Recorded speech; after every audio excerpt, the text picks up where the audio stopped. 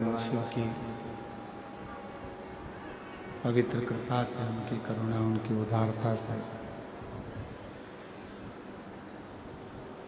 ये पवित्र पावन शिव महापुराण की कथा जयंती स्टेडियम भिलाई छत्तीसगढ़ के इस पवित्र पावन प्रांगण में श्रवण करने के लिए विराजमान है। कथा के मुख्य आयोजक श्री बोलबम सेवा एवं कल्याण समिति प्रदेश अध्यक्ष श्री दया सिंह जी भिलाई छत्तीसगढ़ से एक बार जोरदार ताली बजाकर उनके लिए साधुवाद। जिन्होंने इस पवित्र पावन कथा का आयोजन कराकर संपूर्ण छत्तीसगढ़ वासियों को बड़ा आनंद प्रदान किया है। एक बार जोरदार ताली बजाकर उनका स्वागत करें। प्रेशर नहीं है। भगवान शिव की जब कृपा होती है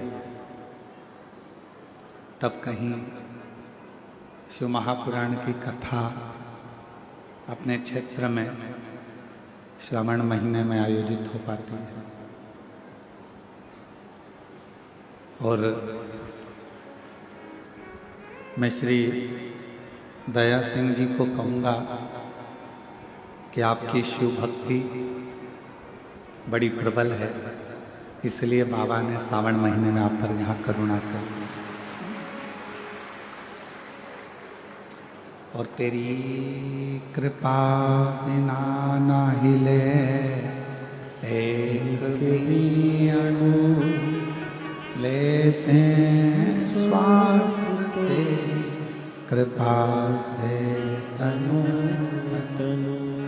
बखान क्या करूं मैं राखों के ढेर का चपटी भभूत खजाना कुबेर का हे गंगा मुक्ति ओंकार भोले ओंकार तू आयो सरतिहारी शंभुतारिका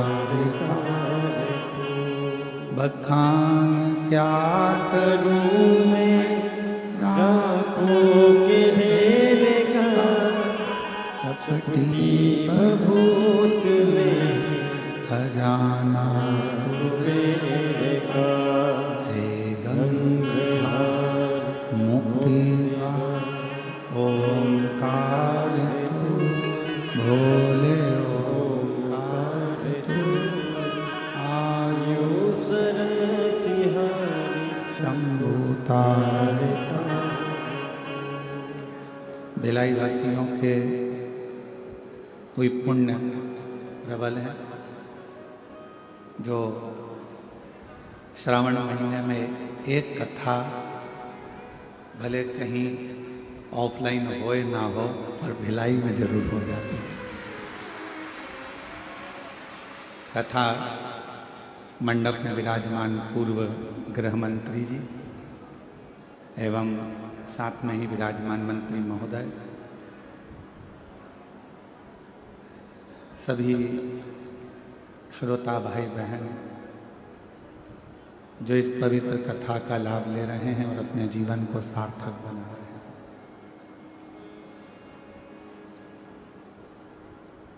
श्रावण का पूरा एक महीना कथा ऑनलाइन रही, पूरे एक महीने पर श्रावण के एक महीने के अंदर जो ये कथा भिलाई में हो रही है ये ऑफलाइन हो रही है। और शायद ऐसा नज़ारा भिलाई वालों ने पहले नहीं देखा होगा क्योंकि हमेशा भिलाई में 3 पंडाल बनते थे, अब की बार 5 पंडाल बनाए गए और 5 पंडाल में शिव भक्त लाखों की संख्या में विराजमान। और सोशल मीडियाओं के माध्यम से यहाँ के भिलाई के जितने यूट्यूबर हैं, जितने भी भिलाई के, उन यूट्यूबरों ने इस भिलाई की कथा को इतना अच्छा कवरेज किया कि जनमानस तक एक एक पल पल की खबर यहाँ की पहुँचाई और जनमानस में शिव भक्ति का प्रचार किया। मैं भिलाई नगर के और भिलाई के आसपास के सभी यूट्यूबरों को बहुत बहुत साधुवाद, बधाइयाँ देता हूँ, जो आपकी सोशल मीडिया के माध्यम से श्रावण महीने में शिव भक्ति जनमानस तक पहुँची है।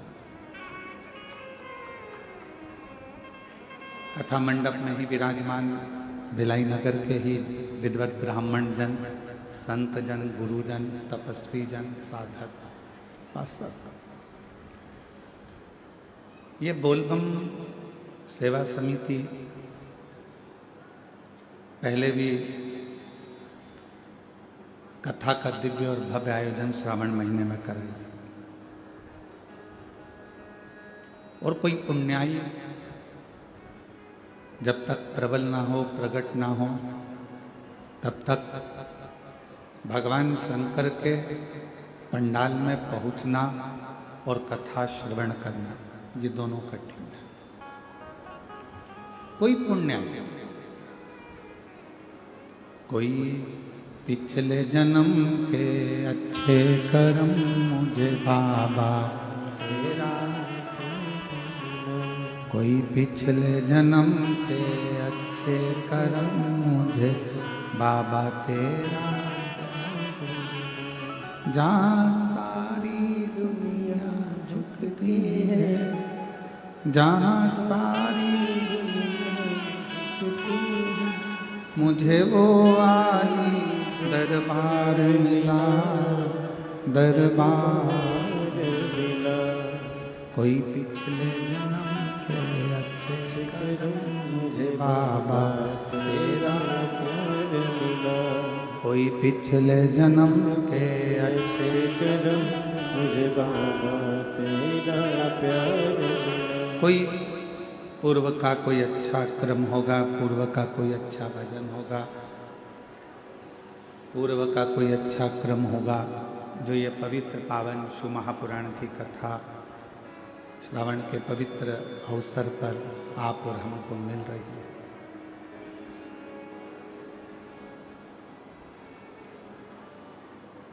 एक बात अपने जीवन में उतारिए। आज स्कंद षष्ठी है और आप सभी को मालूम हो, श्रावण महीने की जो स्कंद षष्ठी होती है, स्कंद छठ होती है, षष्ठी होती है, ये पूरे वर्ष में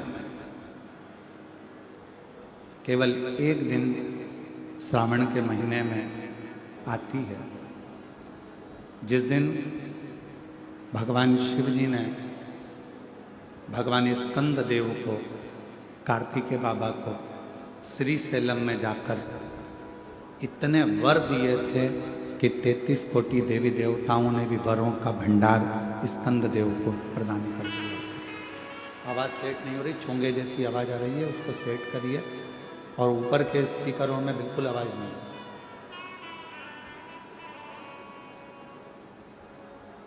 आज वो स्कंद षष्ठी है। कहते हैं आज के दिन यदि भगवान शंकर जी का नाम स्मरण किया जाए, आज के दिन यदि भगवान शिव के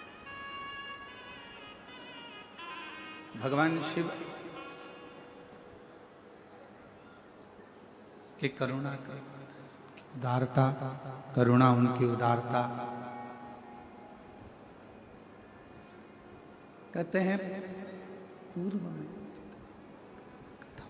पूर्व में जितनी भी कथा हुई, पूर्व में जितनी भी कथाओं का क्रम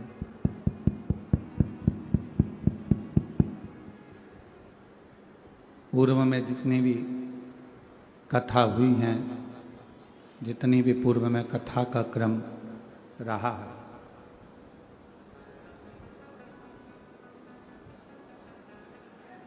केवल एक शिव महापुराण की जो कथा होती है उसका ये पंडाल नहीं माना गया।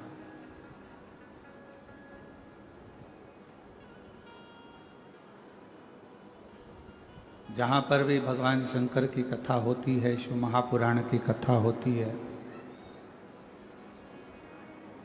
उसको पंडाल नहीं कहते, उसको पंडाल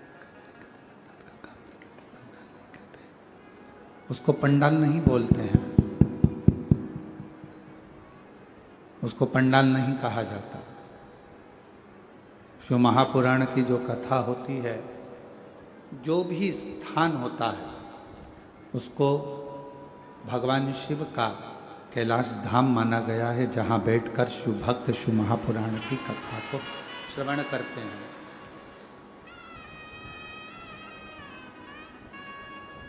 भगवान शंकर की पवित्र कथा को श्रवण करते हैं, शिव भक्त उस कथा को सुनते हैं और अपने हृदय में भगवान शिव की विरल भक्ति को, भगवान शंकर की भक्ति को धारण करते हैं। शिव भक्ति को धारण करने का एक केंद्र बिंदु, भगवान शंकर की भक्ति को धारण करने का एक स्थान, ये पवित्र पावन शिव महापुराण की कथा का स्थल। अब कई शिव भक्त ऐसे होते हैं, कई संसार में जन्म लेने वाले मनुष्य ऐसे होते हैं कि कैलाश धाम तक नहीं जा पाते, नहीं पहुंच पाते। पर मेरे शंकर भगवान ने, भगवान शिव ने अपनी वाणी में स्वयं तुमरुका जी से कहा है,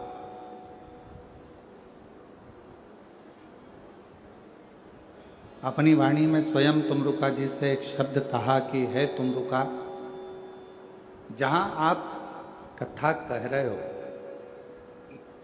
जहां मैं इस कथा को ईसर गोरा बनकर श्रवण कर रहा हूं, चंचुला देवी जिस कथा को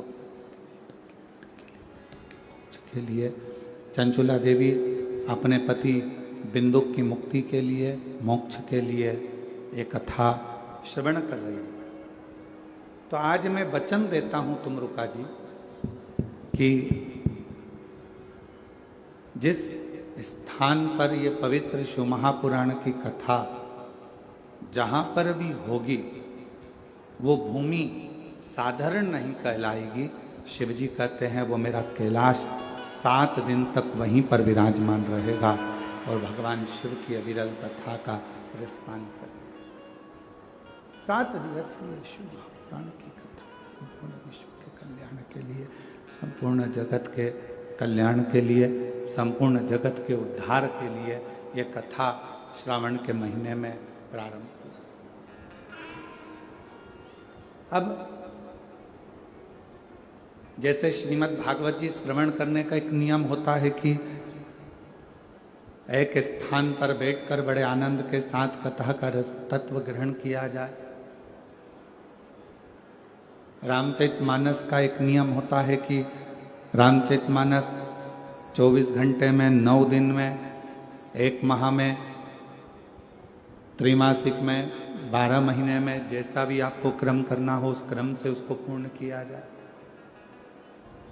उसी तरह, उसी क्रम में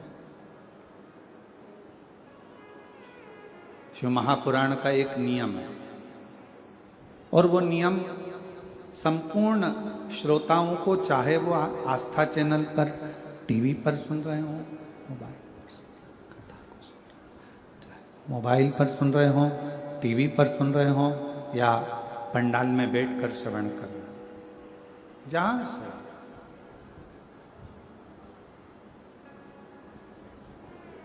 कथा के श्रोताओं का एक नियम होना चाहिए, और वो नियम यहाँ बताया गया है कि कथा को सुनने वाला, कथा को श्रवण करने वाला, कथा को समझने वाला, कथा को श्रवण करने वाला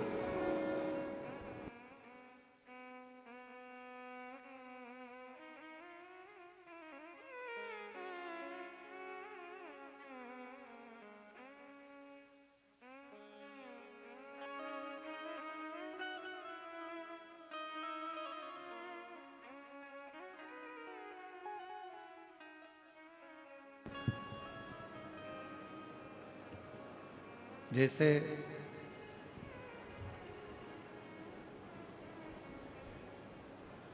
श्रीमद् भागवत का एक नियम होता है, जैसे रामचरित मानस का एक नियम होता है, उसी तरह शिव महापुराण का भी एक नियम होता है, उसी तरह। और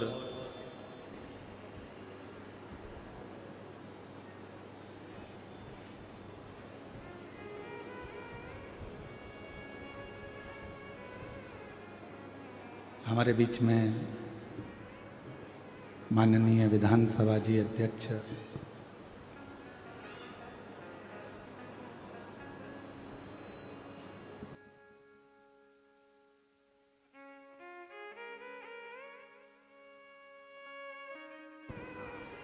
हमारे बीच में डॉक्टर रमन सिंह जी, धर्मपत्नी जी श्रीमती वीणा सिंह जी पधारी हैं, और उनकी बहनें भी यहाँ पर पधारी हैं। एक बार जोरदार ताली बजाकर उनका स्वागत, वंदन, अभिनंदन।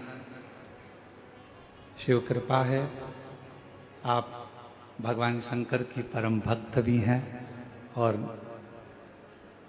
जब आपके निवास पर राजनांदगांव पर जाना हुआ था, उस समय पर शिव भक्ति के किस्से बाबा की कृपा से बहुत श्रवण करने को मिले। एक बार जोरदार ताली बजाकर उनका स्वागत, वंदन, अभिनंदन। शिव तत्व कह रहा है, भगवान शंकर का चरित्र कह रहा है। और तेरी कृपा बिना ना हिले एक भी अणु, लेते हैं श्वास तेरी कृपा से तनु तनु, बखान क्या करूं मैं राखों के ढेर का, चपटी भगोत में खजाना कुबेर का, हे गंगाधार मुक्ति द्वार ओंकार तू, भोले ओंकार तू, आयो शरण तिहारी शंभु तार तार तू। ये शिव की उदारता है।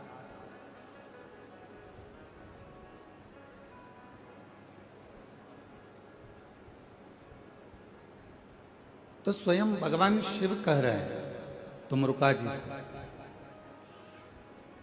कि है तुमरुका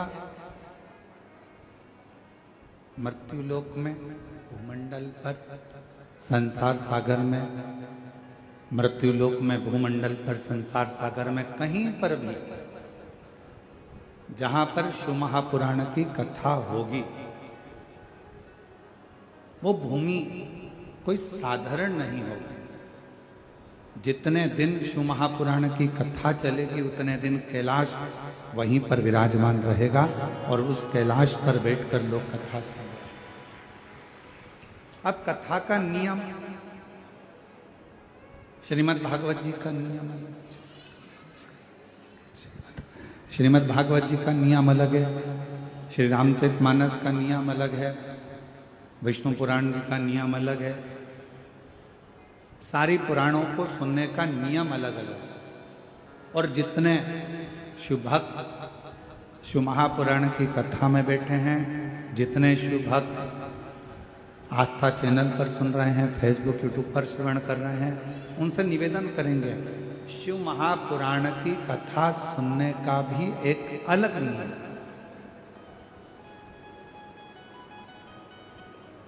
शिव महापुराण की कथा सुनने का नियम कौन सा है?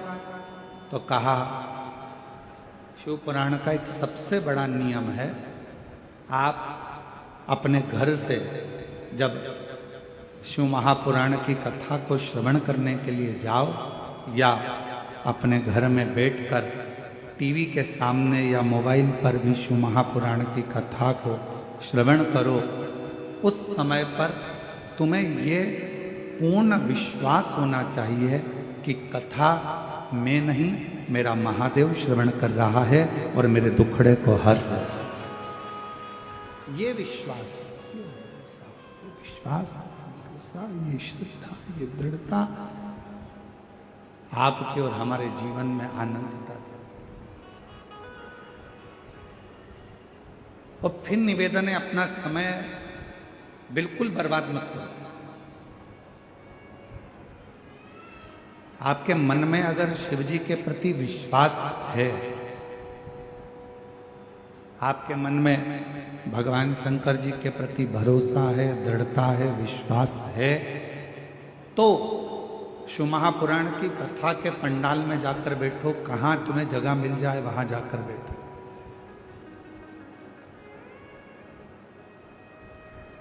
यदि विश्वास नहीं है, भरोसा नहीं है, शिव जी पर हमारा दृढ़ता नहीं है, तो फिर कथा में जाने की जरूरत नहीं है। अपना काम करो, अपने घर में रहो, अपने व्यस्त।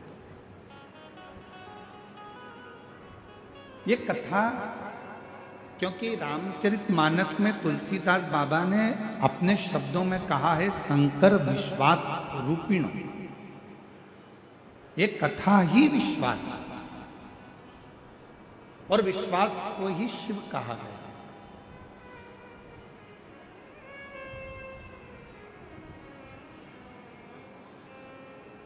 मानो तो मैं गंगा मां हूं, ना मानो तो बहता। अगर मानोगे तो मैं गंगा जी हूं, ना मानोगे तो बहता हुआ पानी। यह आपके ऊपर निर्भर करता है कि आप मुझे क्या मान रहे हैं, आप क्या स्वीकार कर रहे हैं, आप मुझ में क्या देख रहे हैं।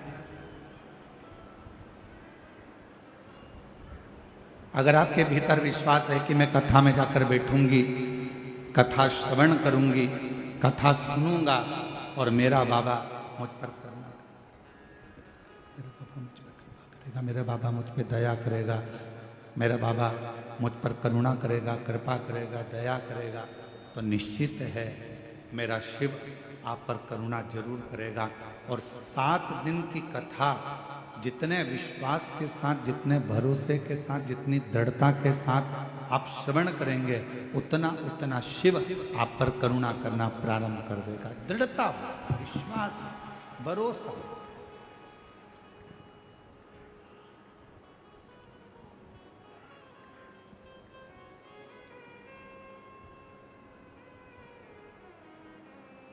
आपका घर बड़ा है, छोटा है, वो मायना नहीं रखता।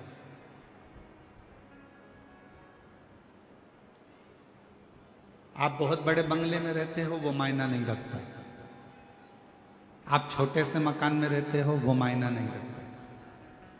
आपका घर बड़ा है या आपका घर छोटा है, वो मायना नहीं रखता। शिव महापुराण की कथा कहती है, मायना वो रखता है कि आपके घर में रहने वालों का व्यवहार कैसे। आपके घर में जो रह रहे हैं, आपके घर में जो निवास कर रहे हैं, आपके घर में जो रह रहा है, उसका व्यवहार कैसे।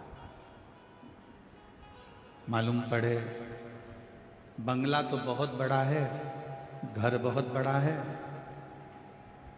और व्यवहार जो घर में रह रहे हैं, 4 लोग, 5 लोग, 10 लोग घर के रहने वाले हैं, उनका व्यवहार ही अच्छा नहीं है, तो घर का बंगला किस काम का।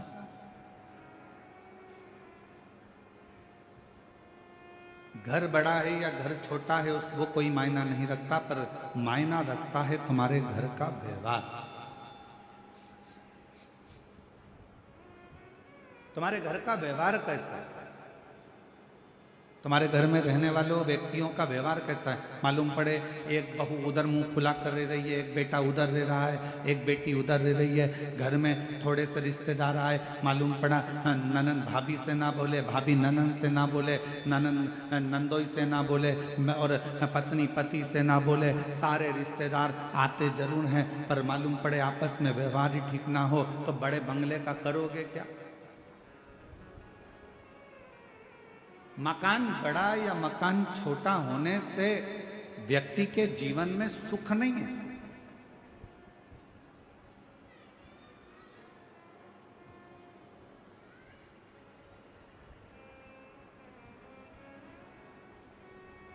धन का बिस्तर मिल जाए पर नींद को तरसे नैन, और कांटों पर भी सोकर आए किसी के मन को चैन। कोई कारण होगा, मालूम पड़े डनलप का गद्दा लगा है, एसी लगा है, खूब जोरदार मलमल की रजाई भी है, तकिया भी बिल्कुल एकदम कोमल है, और बड़े आराम से कमरा भी बिल्कुल क्लीन साफ एकदम बढ़िया है, और मालूम पड़े धन का बिस्तर मिल जाए पर नींद को तरसे नींद। घर बड़ा है, बंगला बड़ा है, गाड़ी बड़ी है, कमरा बड़ा है, पलंग बड़ा है, गादी बड़ी है, तकिया बड़ा है, सारे सुख अपने आप उस कमरे के अंदर। ऐसा कोई सुख नहीं है जो तुम्हारे सोने के कमरे में नहीं है, और फिर भी तुमको रात को सोते समय एक ना एक गोली खाकर सोना पड़ रहा है। कभी घुटना दुख रहा, कभी कमर दुख रही, कभी कंधा दुख रहा, कभी सिर दुख रहा, कभी कोनी दुख रही, कभी पंजा दुख रहा। 24 घंटे में रात्रि के समय पर यदि चैन की नींद नहीं आ रही है तो समझ लेना कि धन तो बढ़ गया पर मन की शांति नहीं बढ़ पाई है। वो मन की शांति को बढ़ाने का एक स्थान ढूंढ, मन की शांति को बढ़ाने का एक केंद्र बिंदु ढूंढ। क्या देती है शिव महापुराण की कथा?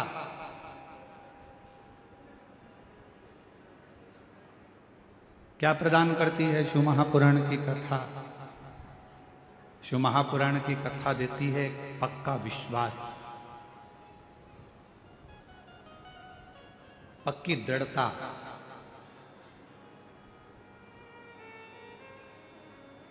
घर अच्छा हो और माहौल अच्छा नहीं हो ना तो उस घर में रहने का मन नहीं करता, और माहौल अगर अच्छा है और घर अच्छा भी नहीं है तो किराए के मकान में भी महल नजर आता है। अगर माहौल अच्छा, मकान अच्छा नहीं है, मान लो मकान अच्छा नहीं है और माहौल अच्छा है तो किराए के मकान में भी सुख नजर आता है, किराए के मकान में भी आनंद नजर आता है, किराए के मकान में भी आनंद की अनुभूति हो।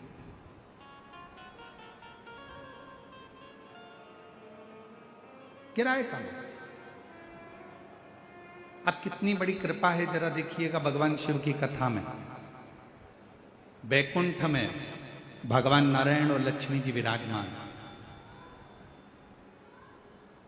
और बैकुंठ में भगवान विष्णु और लक्ष्मी जी विराजमान है, और दोनों का झगड़ा होता है, और भगवान नारायण और लक्ष्मी का झगड़ा होता है, और लक्ष्मी जी भगवान नारायण को श्राप दे देती है, हे नारायण तुम मुझे देखकर घोड़े जैसे हंसे हो, मैं तुम्हें श्राप देती हूं कि तुम्हारा सिर कटे और तुम्हें घोड़े का सिर लगे।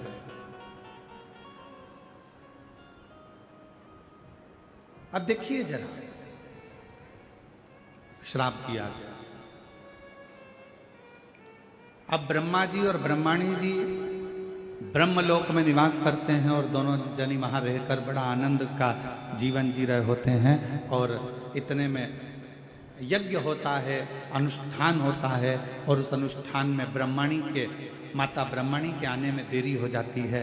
माता सावित्री उस यज्ञ के अंतर्गत विराजमान हो जाती हैं, और माता ब्रह्मणी उनको श्राप दे देती हैं, ब्रह्मा जी तुम्हारी अर्धांगिनी होने के बाद भी तुमने यज्ञ में मेरी प्रतीक्षा नहीं करी, मैं तुम्हें श्राप देती हूं कि मृत्यु लोक में कहीं पर भी तुम्हारे मंदिर नहीं होंगे, मृत्यु लोक में कहीं पर तुम्हारा पूजन ना हो।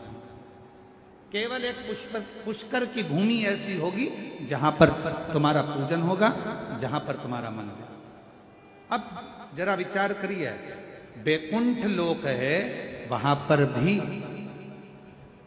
भगवान नारायण और लक्ष्मी का थोड़ा सा विवाद हुआ, लक्ष्मी जी ने श्राप दिया। ब्रह्मलोक है, ब्रह्मलोक में भी सारा ठाठ है, और माता ब्रह्माणी ने ब्रह्मा जी को श्राप दिया। पर केवल सारे लोकों में एक लोक मृत्यु लोक ऐसा है, जिस मृत्यु लोक के अधिपति भगवान देव अधिदेव महादेव हैं। दोनों आनंद के साथ विराजमान रहते हैं, और भगवान शंकर और पार्वती दुनिया के लोगों को प्रेरणा देते हैं कि सुख बड़े मकान में नहीं, अगर कैलाश की कंदराओं में भी रह रहे हो और माहौल अच्छा है तो सुख उस कंदरा में भी प्राप्त हो। सुख उस कंदरा में भी मिल सकता है, सुख उस कंदरा में भी प्राप्त हो सकता है।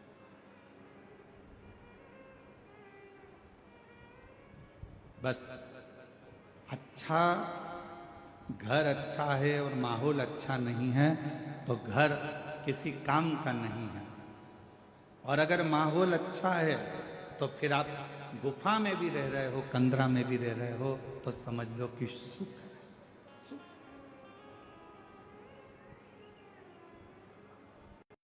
और देख लिया संसार हमने, देख लिया सब मतलब के यार हमने देख लिया।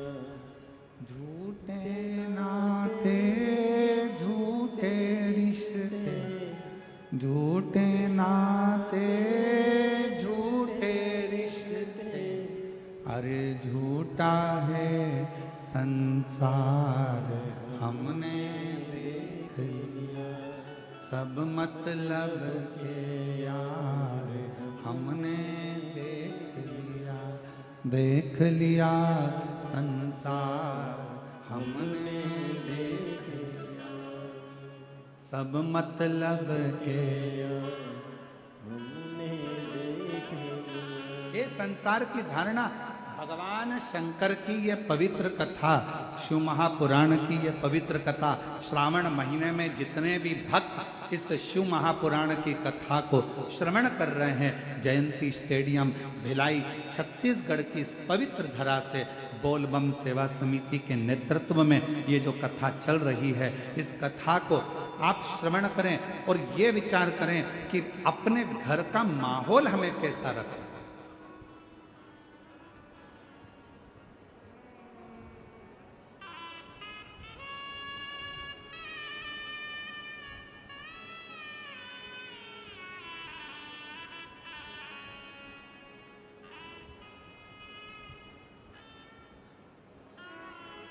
घर को यदि साफ करना जरूरी है तो मन को भी साफ करना जरूरी है।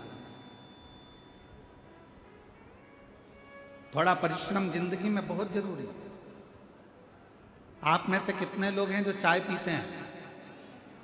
हाथ उठाओ जरा। हम चाय का ऑर्डर नहीं दे रहे हैं तुम लोगों के लिए, हम तो पूछ रहे हैं। फिर से उठाओ जरा, कितने लोग हैं जो चाय पीते हैं? चलो बहुत बढ़िया, रख लो।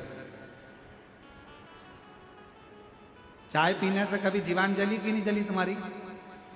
जम के तो बोलो, आवाज नहीं आई। जली है ना? अब तुम्हारी जीवान अगर चाय पीने से जली तो तुम में से कितने लोग हैं जिनकी जीवान चाय पीने से जली और उनने चाय पीना छोड़ दिया? जम के तो बोलो, छोड़ा किसी ने? नहीं। हमारे दया सिंह जी के घर की भाभी और बहुएं हाथ हिला रही, नहीं गुरुजी हम नहीं छोड़ रहे।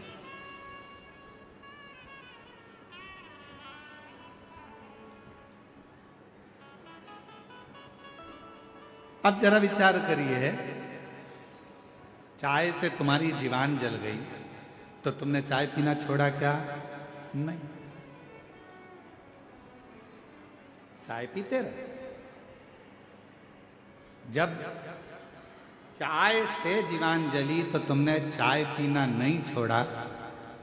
मान लो एक कंपटीशन एग्जाम दिया, एक परीक्षा दी, या एक परीक्षा देने में आप सफल नहीं हो पाए, असफल हो गए, या आप उस रिजल्ट में निकल नहीं पाए, तो कई लोग कह देते हैं कि अब आज से मैं एक भी एग्जाम नहीं दूंगा।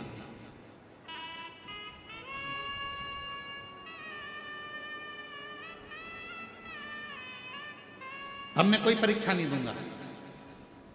अरे भाई, चाय से जीवान जल जाती है तो लोग चाय पीना नहीं छोड़ते, पीते रहते हैं। अगर एक एग्जाम नहीं निकल पाए, एक परीक्षा नहीं पास कर पाए, तो क्यों टेंशन लेना।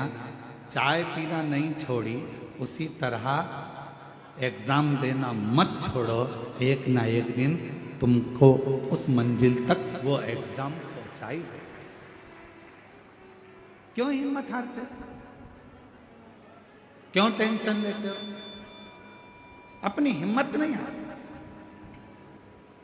और मैंने तेरे ही भरोसे, जिसको आता है वो साथ में गाया करो। मैंने तेरे ही भरोसे हवा बिच उड़ती जवानी, बाबा डोर हटो छठी नामे कटी जवानी, भोले में तेरी पतन, शंभू में तेरी पतन, हवा बिच उड़ती जावांगे, बाबा डोर हटो छठी नामे कटी जावांगे, भोले में। तेरी पतन। क्यों हिम्मत हारना? परिश्रम करते जाओ। कई लोग कहते हैं गुरुजी हमारे घर का माहौल ठीक नहीं है, अब मैं घर में नहीं रहूंगी, मैं घर छोड़कर चली जाऊंगी। कोई कहता है मैं घर छोड़कर चले जाऊंगा, मैं ऐसा कर लूंगा।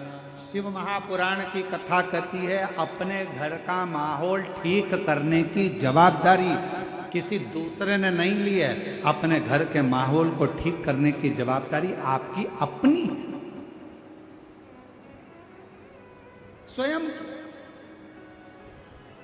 और मेरे शंकर भगवान ने, मेरे ओघड़दानी ने, मेरे शिवजी ने, मेरे शंभू ने पूरी शिव महापुराण की कथा में मार्गदर्शन करते हुए कहा, हिम्मत नहीं हारना, विश्वास पक्का रखना, श्रद्धा पूरी रखना और अपने कर्म को करते जाओ। यदि मार्कंडे बाबा मंत्र का जाप नहीं करते, मार्कंडे बाबा यदि भगवान का भजन ना करते, मार्कंडे बाबा को मालूम पड़ गया था कि मेरी उम्र कम है, मार्कंडे जी को मालूम पड़ गया था कि मेरे प्राण छूट जाएंगे, मार्कंडे जी को मालूम पड़ गया था कि मैं मर जाऊंगा, पर मार्कंडे जी ने अपने पिताजी से जो सुना, मार्कंडू जी से, बस भगवान शिव की भक्ति में लग गए। और भगवान शंकर की ऐसी भक्ति मार्कंडे बाबा ने करी, शिव की ऐसी आराधना मार्कंडे बाबा ने करी कि आखिरी में मार्कंडू जी, मार्कंडे बाबा के पिताजी नहीं आए, स्वयं शिव की भक्ति से वो देवाधिदेव महादेव प्रकट होकर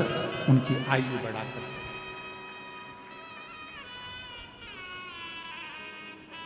स्वयं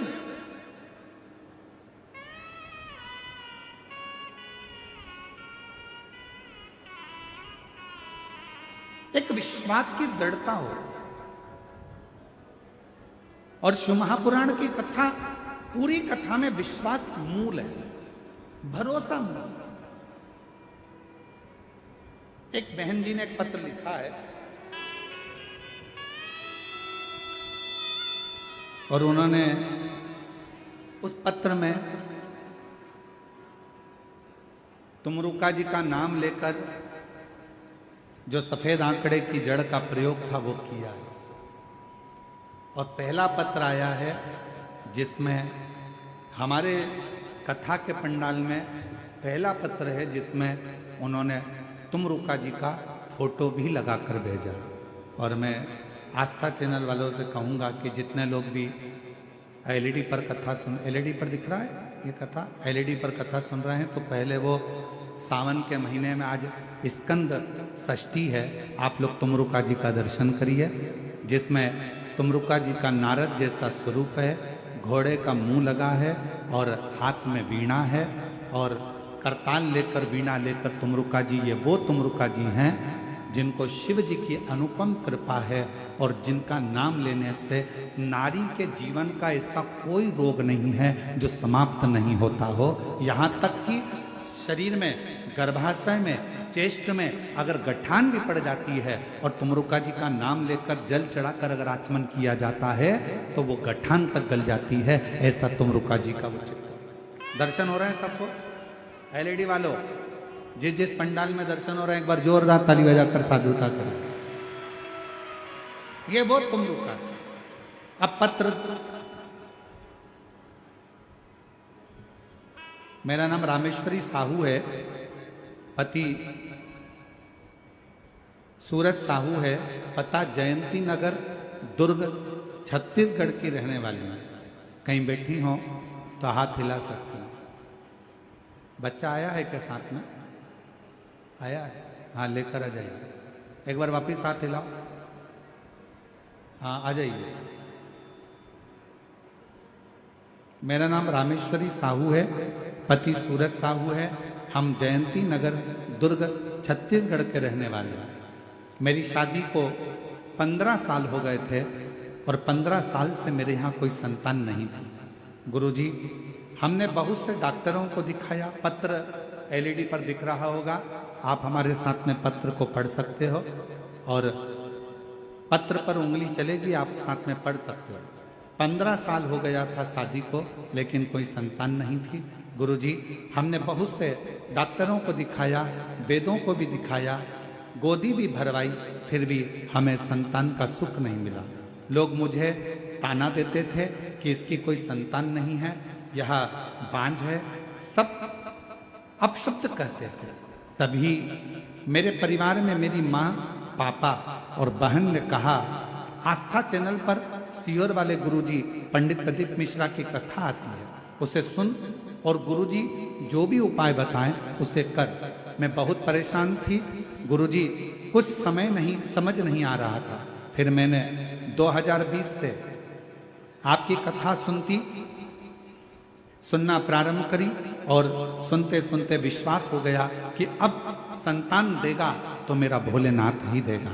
मैं ये विश्वास कर कर सफेद आंकड़े की जड़ का उपाय जो आपने बताया, पशुपति नाथ का व्रत जो आपने बताया, पंडाल में बैठकर कथा सुनने का फल जो आपने बताया, हम दोनों पति पत्नी ने सफेद आंकड़े की जड़ का उपयोग किया, पशुपति व्रत किया और एक बार नहीं, 2 बार, 3 बार, ऐसा मैंने 4 बार किया। आप कहते हो ना हिम्मत मत हारना, बाबा ने ऐसी कृपा करी गुरुदेव, डॉक्टर के हिसाब से मैं मां नहीं बन सकती थी, पर बाबा की कृपा से 2024 में मेरे घर में बाबा की कृपा से संतान ने जन्म लिया 15 साल के बाद, 15 वर्ष के। एक लाइन अच्छी लिखी है, आप और हम गुनगुना लो।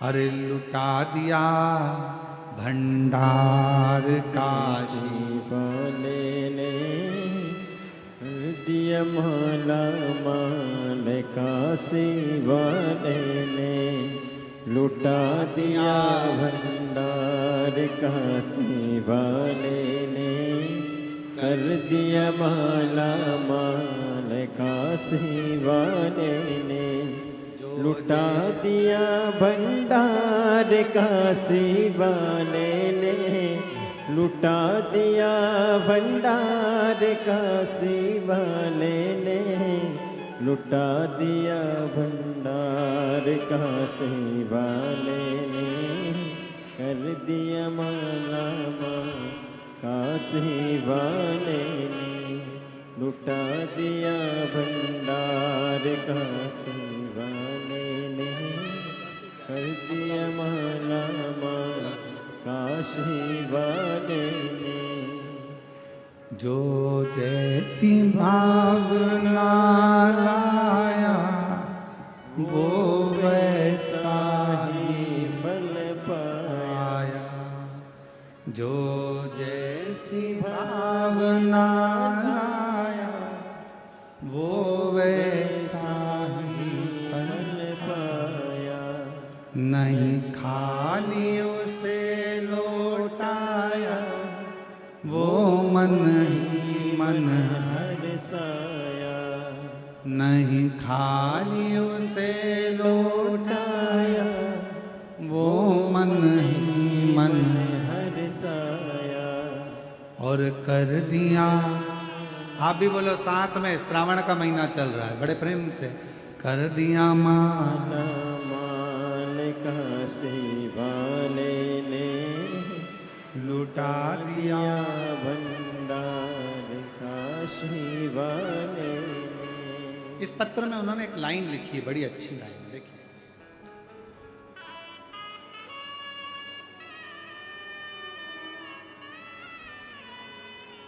यदि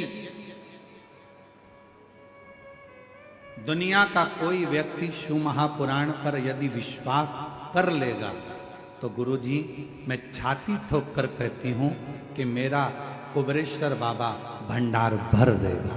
ये विश्वास, ये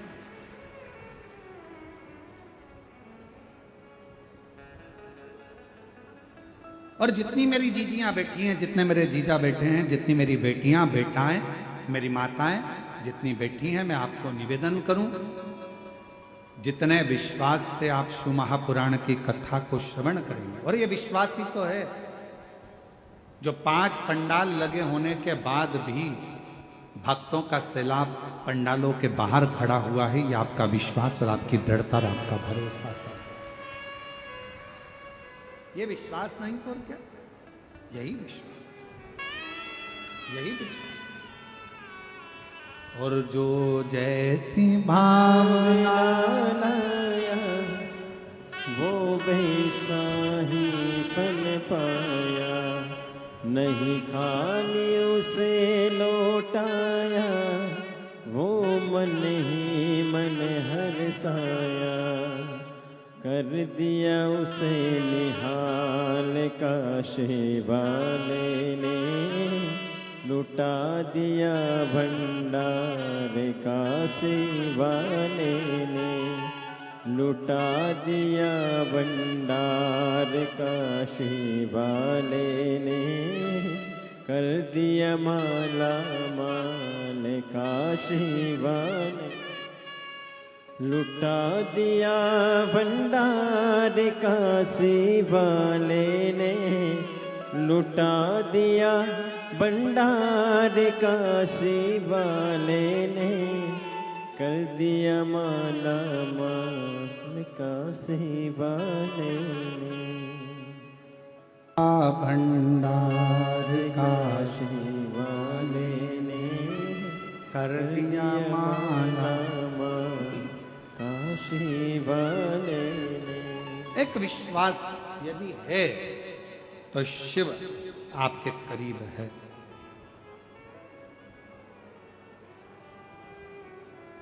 क्या कहती है देवराज ब्राह्मण की कथा। देवराज तो कभी शंकर जी के मंदिर ही नहीं गया। देवराज तो कभी भगवान शंकर को जानता तक नहीं। जिस देवराज ब्राह्मण ने कभी मंदिर नहीं गया, जल नहीं चढ़ाया, पूजन नहीं करी, अर्चना नहीं करी, आराधना नहीं करी, साधना नहीं करी, मंत्र नहीं जपा, अनुष्ठान नहीं किया, पूजन नहीं की, अर्चना नहीं की, और वो शिव जी के धाम चले गया।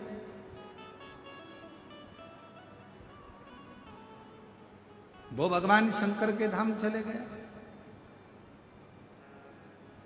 ए मेरी छत्तीसगढ़ की जीजियों और मेरे छत्तीसगढ़ के जीजाओं, बेटियों, बेटाओं, मेरी माताओं, आपसे निवेदन करूं एक बार एकांत में बैठना और एकांत में बैठकर कभी इस बात पर विचार करना कि देवराज ने आखिर पुण्य कौन सा करा।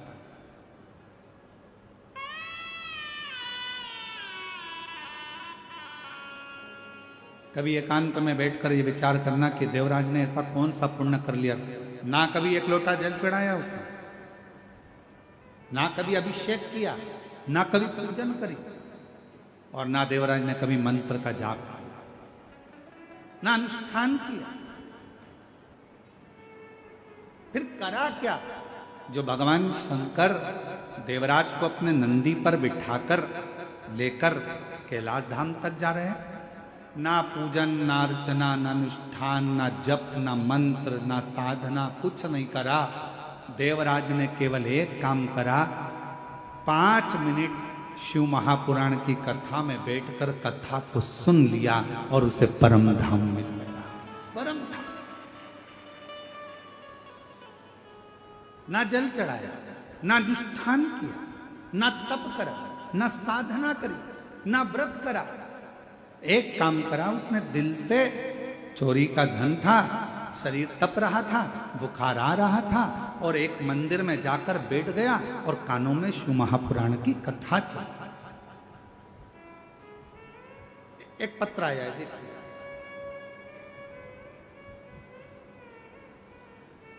मेरा नाम योगिता शर्मा है, मैं राजिम की निवासी हूं, जिला गरियाबाद से आई हूं। कहीं बैठी हो तो हाथ हिला सकती हैं, अगर कहीं बैठी हो तो हाथ हिला सकती हैं। मेरा नाम योगिता शर्मा है, मैं राजिम की निवासी हूँ, जिला गरियाबाद से आई हूँ। और अगर कहीं बैठी हो तो हाथ हिला दें, और अगर बैठी हो आप ही हैं ऐसा हाथ हिला दो, वापिस हिलाओ। आइए एक बेलपत्र लेकर जाइए, आ जाइए। गुरुजी, मैं पशुपतिनाथ के व्रत की महिमा, 1 लोटा जल व मंदिर की साफ सफाई का कितना बखान करूं उतना कम है। पत्र को आप लोग एलईडी पर पढ़ सकते हैं। मैं पशुपतिनाथ जी, मेरा बेटा निकाल नहीं पाया। दूसरी बार फिर से उसने यूपीएससी की परीक्षा दी, इंटरव्यू दिया, सिलेक्शन नहीं हुआ। एक बार फिर शॉर्ट लिस्ट में उसका नाम आया।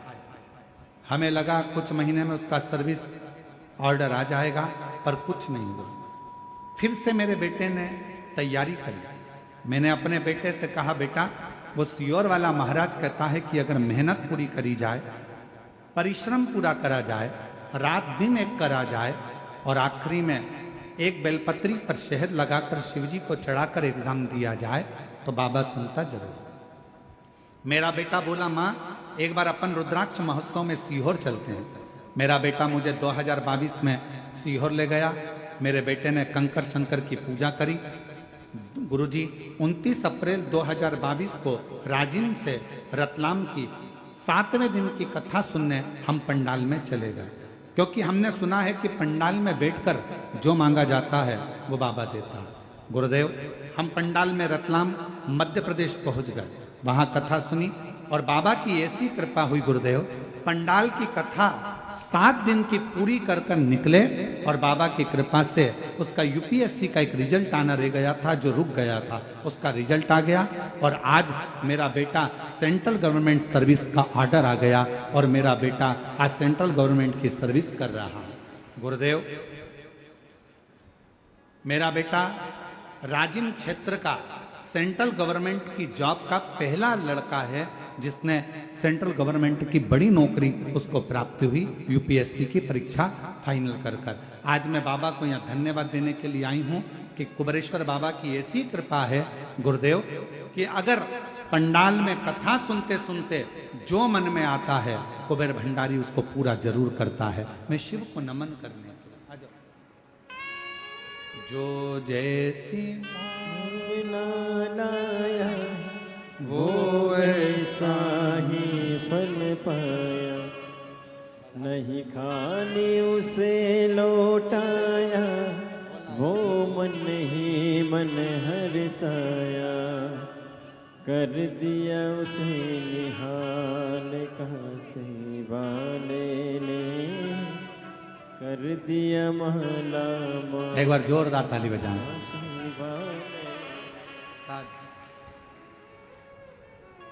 और तेरी कृपा का कब किसी पर हो जाए, जरा से हम पर कर दो, जरा से हम पर कर दो। उसकी कृपा ऐसी, उसकी करुणा ऐसी। कितना विश्वास लेकर आप कथा सुन रहे हैं, यह आपके ऊपर निर्भर करता है। कितनी दृढ़ता धारण कर कर आप कथा सुन रहे हैं, यह आपके ऊपर निर्भर करता है। आप शिव महापुराण पर कितना भरोसा करते हैं, यह आपके ऊपर निर्भर करता है। सीहोर वाले महाराज जी तो 7 दिन कथा सुनाएंगे, चले जाएंगे। दयाल सिंह जी इस कथा का आयोजन कराए हैं, बोलबम समिति इसका आयोजन कराई है। समिति आयोजन कराकर अपना आनंद पाती है, जनमानस को श्रवण कराती है।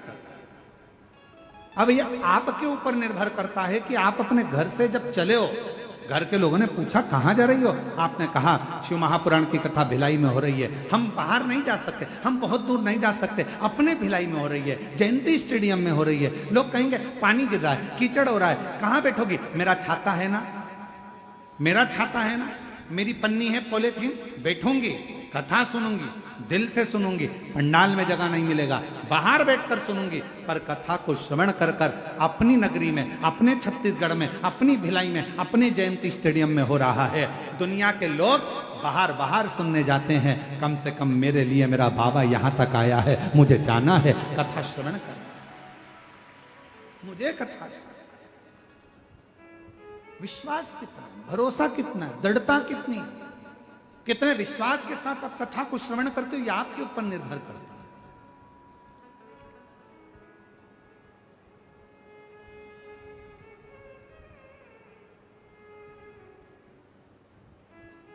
अरे बारिश हो रही है, कहां जा रही है? बारिश का काम है बरसना, और हमारा काम है कथा को श्रवण करना। ये हमारा कार्य, हम सुन।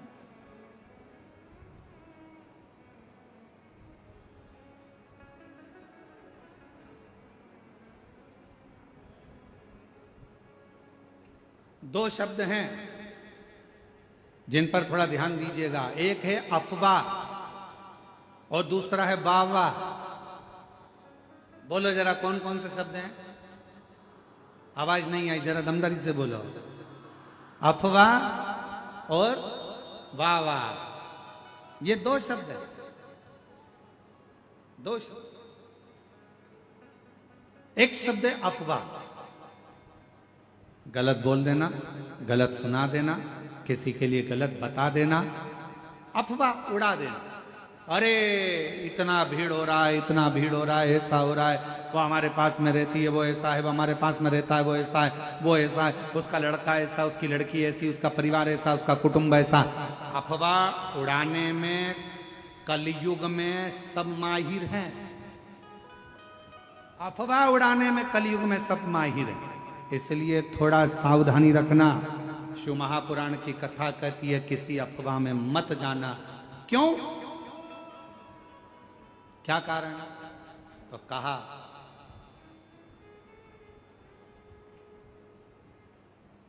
अफवाह और वाह ये दो शब्द व्यक्ति को बर्बाद कर देते।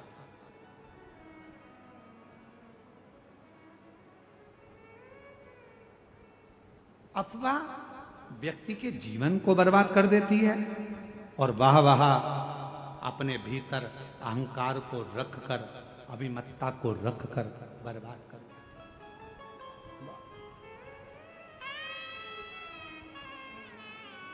इसलिए थोड़ा सावधान। एक कितना सुंदर प्रसंग है। एक गांव में एक बुजुर्ग व्यक्ति रहता था, बड़ा बड़ा प्रतिष्ठित था, बड़ा प्रतिष्ठित।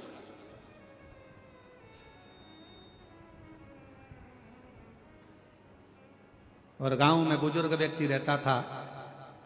उन्हीं के घर के 4 घर छोड़कर एक बड़ा नौजवान लड़का, बड़ा सुंदर, बड़ा स्मार्ट, बड़ा विद्वान, बड़ा ज्ञानवान एक लड़का रहता था। बहुत विद्वान था, पढ़ा लिखा था और अच्छा स्मार्ट था, हैंडसम था, और सब बढ़िया अच्छा था। अब बुजुर्ग व्यक्ति के मन में आया कि बताओ, लोग इसी को ज्यादा सम्मान देते हैं, इसी को आदर देते हैं, इसी का सत्कार करते हैं, इसी को पूछते हैं। तो इसने धीरे धीरे कर कर गांव के लोगों का कान भरना प्रारंभ कर दिया कि ये जो लड़का है ये चोर है, इसने उस कॉलोनी में चोरी करी थी, उस मोहल्ले में चोरी करी थी। धीरे धीरे अफवाह उड़ाना प्रारंभ करा और अफवाह ऐसी उड़ाई कि पूरे गांव में, पूरे नगर में बात हो गई कि ये लड़का चोर है। सब दूर खबर हो गई, ये चोर है, इसने चोरी करी।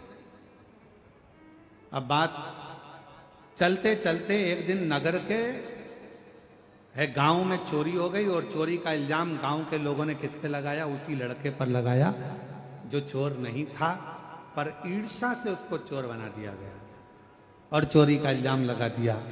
चोरी का इल्जाम जैसे ही लगा, चोरी का इल्जाम लगते से उस लड़के को पकड़ा गया, थाने में लेकर गए, बंद किया। बंद करने के बाद जब निर्णय लिया गया, सारे सबूत देखे गए, तो मालूम पड़ा कि इस लड़के ने तो चोरी ही नहीं की।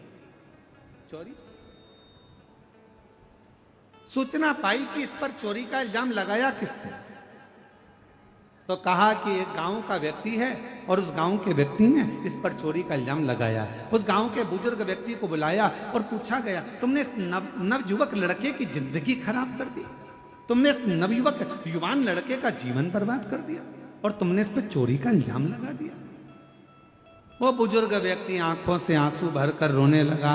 मैंने तो हंसी हंसी में टिप्पणी करी थी छोटी सी, मैंने तो हंसी हंसी में बस ऐसे ही बोल दिया था, मैंने तो हंसी हंसी में बस ऐसे ही नाम ले दिया था। इतने में सरपंच को गुस्सा आ गया और सरपंच ने कहा इसका निर्णय कल लिया जाएगा।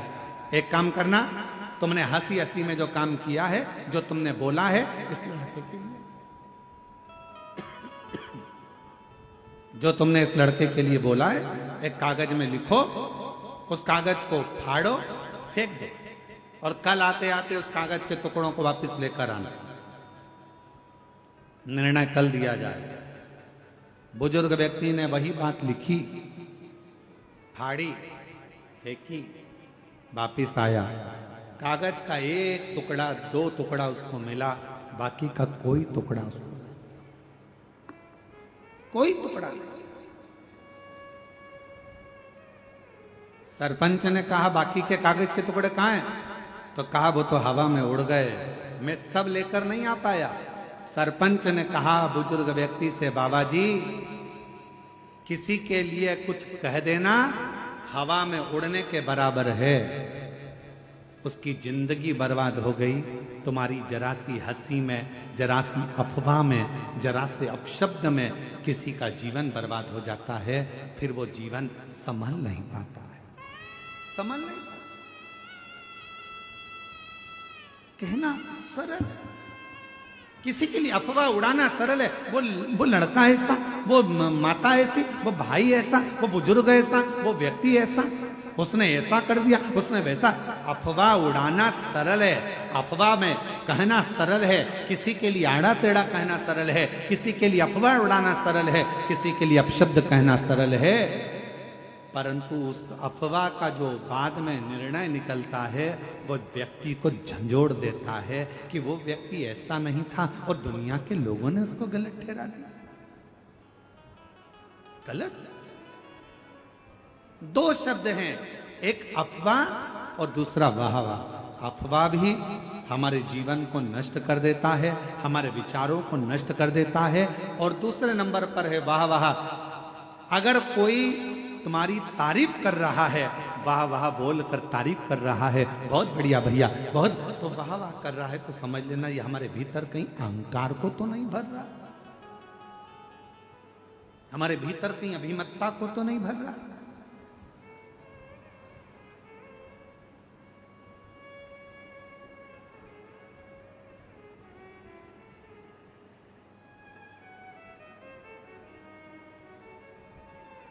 थोड़ा बचिए, थोड़ा अफवाह से भी बचना, थोड़ा वाहवाह से भी बचना, दोनों से। आप जितना बचकर रहोगे उतना अपनी जिंदगी को सुखमय जियोगे।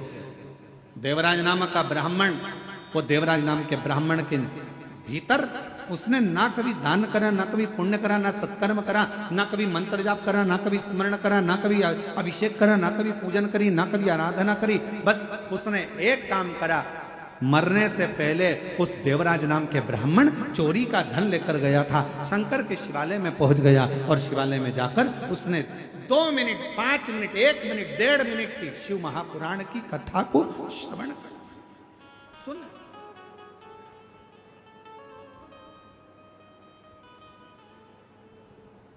और फिर निवेदन करूं इस पवित्र व्यासपीठ से, फिर निवेदन करूं इस पवित्र श्रावण के महीने के इस पावन कथा से, पावन कथा के रसपान।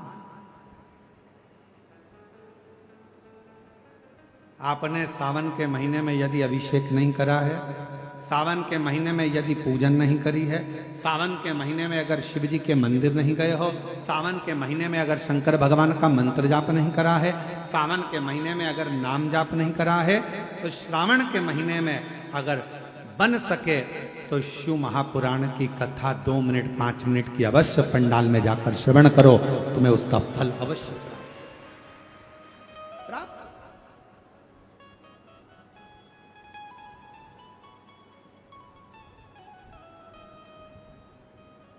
और महादेव नमन चरणों में स्वीकार कीजिए, सबका किया है मेरा भी उद्धार कीजिए, उद्धार कीजिए।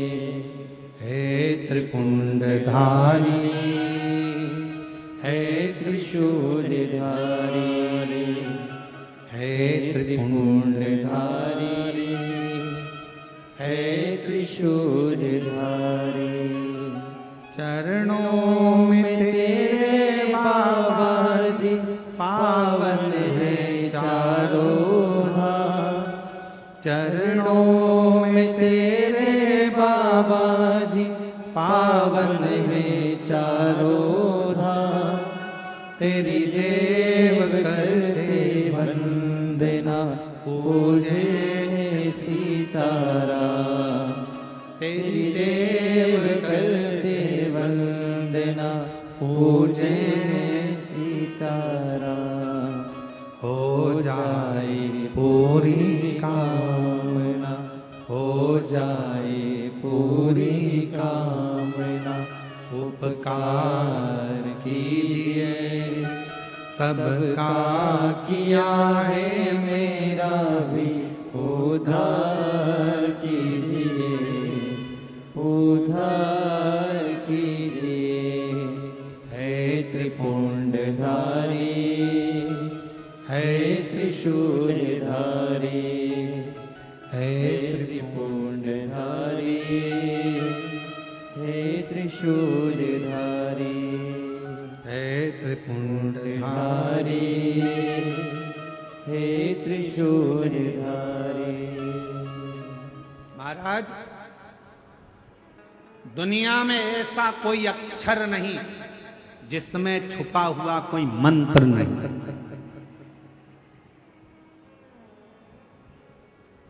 संपूर्ण ब्रह्मांड में, दुनिया में ऐसा कोई अक्षर नहीं जिसमें छुपा हुआ मंत्र नहीं।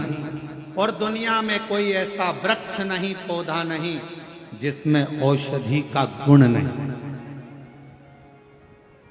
दुनिया में ऐसा कोई पौधा, ऐसा कोई वृक्ष नहीं है जिसमें औषधि का गुण नहीं है। और दुनिया में कोई ऐसा मनुष्य नहीं जिसके अंदर कोई ना कोई गुण नहीं। परमात्मा सबको गुणवान बनाकर पैदा करता है। हर वृक्ष में, हर पौधे में औषधि होती है। हर शब्द में, हर अक्षर में मंत्र होता है।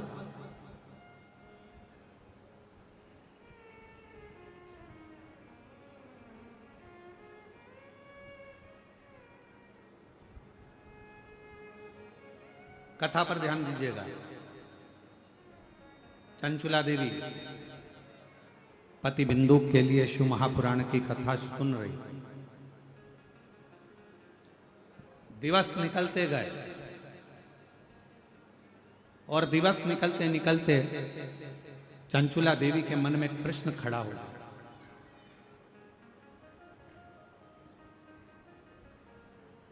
श्रावण की यह पवित्र कथा भिलाई छत्तीसगढ़ से चल रही है। बड़ा सावधानी से सुनिएगा आप लोग इसका। पूरे छत्तीसगढ़ का गौरव है ये पवित्र कथा, जो श्रावण महीने में बोलबम समिति श्री दया सिंह जी को मैं साधुवाद दूं तो इतनी दिव्यता और भव्यता के साथ इस कथा का दिव्य आयोजन हो रहा है। और आपके विश्वास को मैं नमन करता हूं। दया सिंह जी कह रहे थे, गुरुजी हमने ऐसे शिव भक्त नहीं देखे। कथा होना थी 30 तारीख से और शंकर जी के ये सारे भक्त 21 तारीख से आना चालू हो गए थे और 21 तारीख से बैठना चालू हो गया।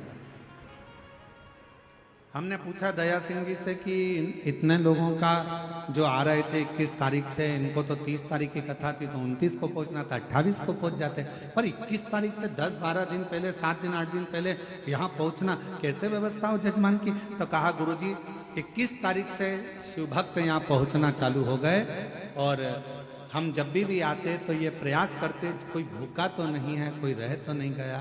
और मैं दया सिंह जी आपको इसके लिए साधुवाद देता हूँ, आपकी पूरी बोलबम समिति को साधुवाद देता हूँ कि सबके चेहरे पर रौनक।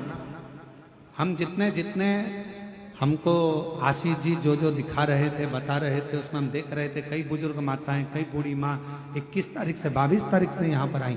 और पूछा गया उनसे, यूट्यूबरों ने पूछा कि आप यहाँ 22 तारीख को आ गई हो, 21 तारीख को आ गई हो, आपको यहाँ कैसा लग रहा है? तो कहा अच्छा।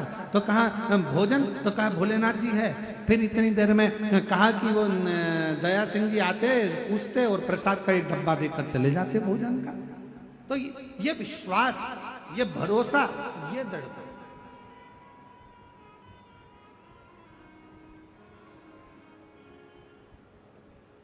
इसलिए इस कथा को हम कहेंगे कि पूरे छत्तीसगढ़ का गौरव है ये शिव महापुराण की कथा, भिलाई जयंती स्टेडियम की कथा। ये गौरव छत्तीसगढ़ का एक आनंद।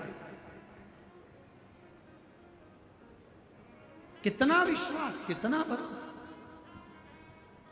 प्रश्न खड़ा हुआ, कथा चलती रही और चलती चलती कथा में कुछ दिन निकले और दिन निकलने के बाद में जैसे ही थोड़े से दिन निकले, दिन निकलने के बाद में चंचुला देवी ने पूछा, तुमरुका जी से एक प्रश्न।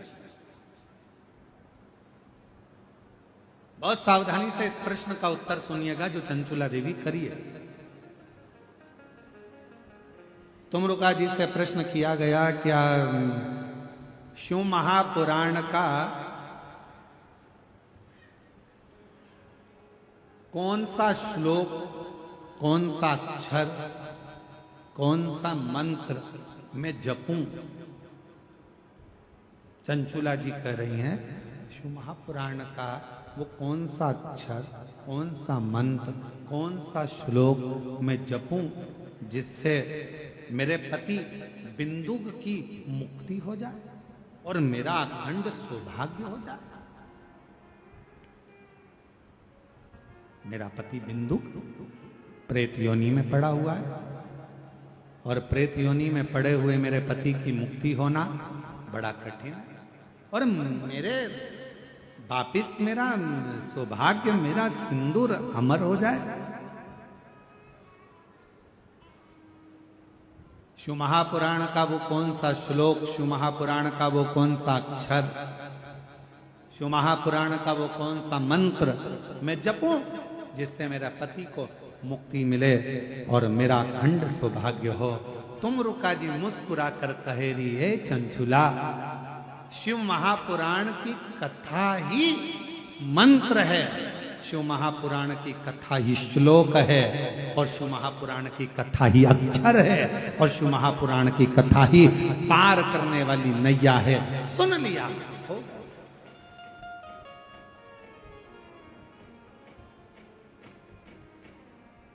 कुछ जपे ना जपे, कुछ बोले ना बोले, कोई मंत्र का किया ना किया, कोई अक्षर को जपा ना जपा, किसी मंत्र को जपा ना जपा, किसी अक्षर का नाद किया ना किया। आज के जमाने में लोगों के अंदर बहुत बड़ा भ्रम पड़ा हुआ है। हाँ, हम ओम नमः शिवाय बोले, नमः शिवाय बोले, हम ये बोले कि हम वो बोले, हम ये शब्द बोले कि हम वो शब्द बोले, हम ओम नमो भगवते वासुदेवाय बोले कि हम राम बोले, कि हम कृष्ण बोले, कि हम शंकर बोले, कि हम शिव बोले, कि हम भोलेनाथ बोले कि हम शंभुनाथ बोले। आज के जमाने में दुनिया के लोगों ने भगवान शंकर को ऐसा बांट दिया, कोई कहता है शिव अलग है, कोई कहता है शंकर अलग है, कोई कहता है शंभु अलग है, कोई कहता है महादेव अलग है, कोई कहता है ये अलग है। शिव महापुराण की कथा कहती है हमें ज्यादा आडंबर में नहीं पड़ना, हमें ज्यादा दिखावे में नहीं पड़ना। हम तो एक बात जानते हैं कि हमारे घर के नजदीक में जो शंकर जी का शिवलिंग है वही हमारा शंकर है, वही हमारा पिता है और वही हमारा सुनने वाला है। एक लोटा जल चढ़ाएंगे हमारा बाबा सुन लेगा। और कोई तुमसे कहे ये मंत्र मत बोलो, वो मंत्र मत बोलो, ये ओम नमः शिवाय में ओम मत लगाओ, तो नमः शिवाय में ये मत लगाओ, तो श्री शिवाय नमस्तुभ्यम, तो ओम नमः भगवत, तुम कोई चक्कर में मत पड़ो। तुम्हारा दिल करे तो राम बोलो, तुम्हारा दिल करे तो कृष्ण बोलो, और तुम्हारा दिल करे तो शिव बोलो, और तुम्हारा दिल करे तो नमः शिवाय बोलो, तुम्हारा दिल करे तो ओम नमः शिवाय बोलो, और तुम्हारा दिल करे तो श्री शिवाय नमस्तुभ्यम बोलो, और तुम्हारा दिल करे तो ओम नमो भगवते वासुदेवाय बोलो। तुम्हारा दिल करना चाहिए, क्योंकि दिल तुम्हारा है, मन तुम्हारा है और महादेव तुम्हारा है। दिखावे से वो प्रसन्न नहीं, आडंबर से नहीं प्रसन्न।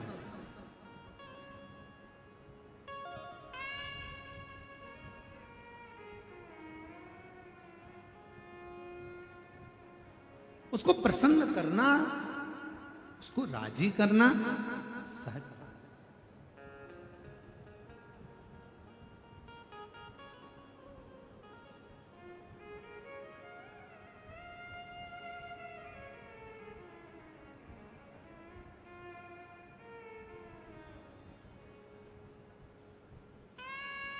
बस उसके चित्त वृत्ति में, मन में थोड़ा सा भाव प्रकट करें।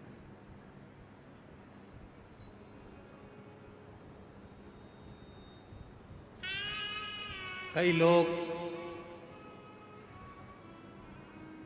रो रो कर खुद मरना पसंद करते हैं। रोते, दुख आ गया रो रहे हैं, तकलीफ आ गई रो रहे हैं, कष्ट आ गया रो रहे हैं। दुनिया के कई लोग रो रो कर खुद मरने की इच्छा करते हैं। शिव महापुराण की कथा कहती है रो रो कर मरने से अच्छा है हंस हंस कर, प्रसन्न रहकर, खुश रहकर अपने गम को, दुख को मार दो, और तुम्हारी प्रसन्नता देखकर दुनिया के लोग वैसे ही मर जाएंगे। तुम अपने आप प्रसन्न रहना तो चालू करो। जितना रोगे उतने दुनिया के लोग हंसेंगे। अच्छा है, खूब रोती है, मंदिर जाती थी, कथा में जाती थी, ऐसा करती थी, वैसा करती थी, ले अब रो। दुनिया के लोग तुम्हें रोता हुआ देखना चाहते हैं। ये संसार की रीति है। आपके पीछे हजारों लोग पड़े होंगे और दिन भर यही चाहेंगे कि तेरा बुरा कैसे हो, तेरा बुरा कैसे हो, तू बर्बाद कैसे हो, तू नष्ट कैसे हो, तेरा नाम खराब कैसे हो। ये दुनिया की रीति है। आपको बढ़ता हुआ कोई नहीं देख सकेगा, कोई नहीं। एक कुएं के अंदर इतने सारे मेंढक थे, इतने सारे मेंढक थे। मेंढक उछलते फिर गिर जाते, फिर उछलते फिर गिर जाते, फिर उछलते फिर गिर जाते। सारे मेंढकों ने प्रयास किया उछल उछल कर आगे बढ़ने का। उसी में एक मेंढक था, वो ऊपर चढ़ गया, बिल्कुल ऊपर पहुंच गया। तो बाकी के मेंढकों ने विचार करा कि आखिर ये ऊपर पहुंच कैसे गया। तो उस मेंढक से इंटरव्यू करा गया। बहुत सारे लोग आए, मेंढक से पूछा गया कि भाई तेरे साथ के सारे मेंढक बहुत प्रैक्टिस कर रहे थे, ऊपर नहीं पहुंच पाए, तू इतना ऊपर कैसे पहुंच गया। उस मेंढक ने कुछ नहीं बोला। तब उसके पड़ोसी ने बोला ये तो बहरा है, सुनता ही नहीं है, इसीलिए ऊपर पहुंच गया। क्योंकि जिसने अपने कानों को बंद कर लिया, दुनिया के लोग तो ताना देंगे, गाली देंगे, अपशब्द कहेंगे, टांग खींचेंगे, आड़ा टेढ़ा बोलेंगे। अगर आप बहरे बनकर बढ़ते चले जाओगे तो अपनी मंजिल तक पहुंच जाओगे। तो मेंढक ने इंटरव्यू में किसी ने कहा ये तो बहरा था इसलिए ऊपर पहुंच गया। बाकी के बहरे नहीं थे, कोई कुछ बोलता था नीचे खसक जाते थे, फिर कोई बोला फिर खसक जाते थे। इसलिए निवेदन है, उन्नति की सीढ़ी पर बढ़ना है, आगे चलना है तो बहरे बन जाओ मेंढक की तरह। तो तुम अपनी मंजिल तक किसी की ना सुनते हुए आगे बढ़ते चले जाओगे और तुम्हें तुम्हारी मंजिल प्राप्त हो। एक पत्र है, अच्छा है,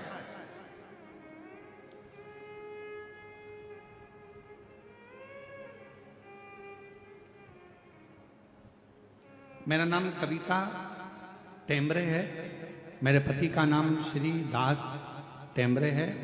मैं तहसील मुकाम तुमसर पोस्ट मेरेवानी जिला भंडारा राज्य महाराष्ट्र से आई हूँ। कहीं बैठी हों तो हाथ हिला सकती हैं। महाराष्ट्र के भंडारा से आई हुई हैं, तुमसर से। गुरुजी, एक लोटे जल का मैं क्या वर्णन करूं। मैं नागपुर की कथा में गई थी और बाबा से मैंने केवल एक ही वर मांगा था कि मेरे बेटे की सरकारी नौकरी लग जाए। मेरा बेटा कहीं बैठी हो तो बेलपत्र लेने के लिए आ सकते हैं। अगर कहीं बैठी हैं हाथ हिला दो, आप ही हैं, आ जाओ, एक बेलपत्र लेने के लिए आ जाओ। मेरा बेटा सरकारी नौकरी की तैयारी कर रहा था, क्लियर नहीं हो पा रहा था, उसको मिलिट्री में जाना था। मैंने अपने बेटे से कहा, तू क्यों चिंता करता है। सियोर वाला महाराज कहता है कि पंडाल में बैठकर अगर कोई ने कथा श्रवण करी है, पशुपतिनाथ का व्रत किया है और शिवजी से जो मांगा है वो मिलेगा। मेरा बेटा और मैं नागपुर में जब कथा हुई तो हम सुनने के लिए गए।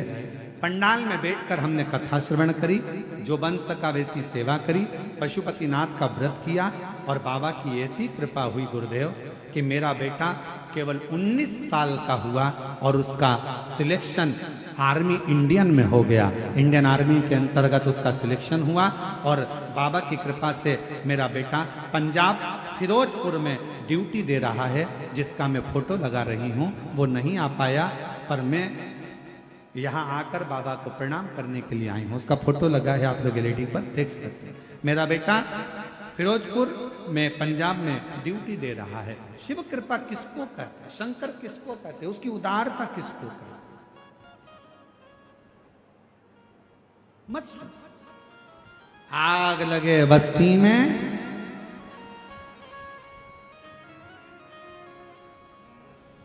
आप लोगों को बारिश की ठंड लग गई क्या?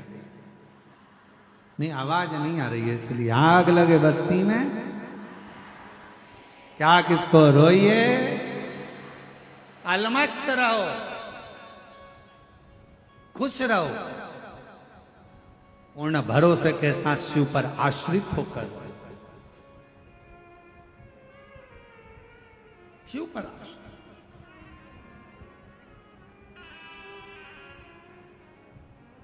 और धीमा बजाओ भोलानाथ डमरू, धीमा बजाओ, धीमा बजाओ भोलानाथ डमरू, धीमा बजाओ, धीमा बजाओ भोलानाथ डमरू, धीमा बजाओ, धीमा बजाओ भोलानाथ डमरू, धीमा बजाओ, धीमा बजाओ बाबा, धीमा बजाओ, धीमा बजाओ भोल, धीमा बजाओ, धीमा बजाओ भोला, धीमा बजाओ, धीमा बजाओ भोल, धीमा बजाओ, अरे धीमा बजाओ भोलानाथ डमरू, धीमा बजाओ, धीमा बजाओ भोलानाथ डमरू, धीमा बजाओ।